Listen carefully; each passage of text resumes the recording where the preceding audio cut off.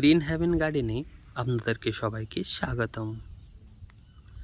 আজকে আমি একটা সোনারপুর লোকেশনে একটা কমপ্লেক্সের ভিতরে একটা ডুপ্লেক্স বাড়ির কিছু গার্ডেনিংয়ের ভিডিও আপনাদের সামনে তুলে ধরছি।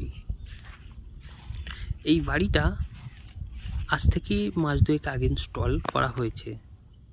আর এখানে যে আম গাছটা দেখতে পাচ্ছেন অল্টারনেট বছরে 3 বার ফলে, এটা অনেক আগেই লাগানো ছিল, পুরোটাই আমার নিজ হাতে গড়া। তো বন্ধুরা, এই বাড়ির কার্পেটটা হলো মেক্সিকান দিয়ে বানানো, মেক্সিকান গ্রাস। এই মেক্সিকান গ্রাস দিয়ে যদি লন তৈরি করা হয়, লনটা সবসময় স্মুথলি থাকে। এই গার্ডেনের মধ্যে আমি কিন্তু খুব অল্প পরিমাণে গাছ ইনস্টল করেছি।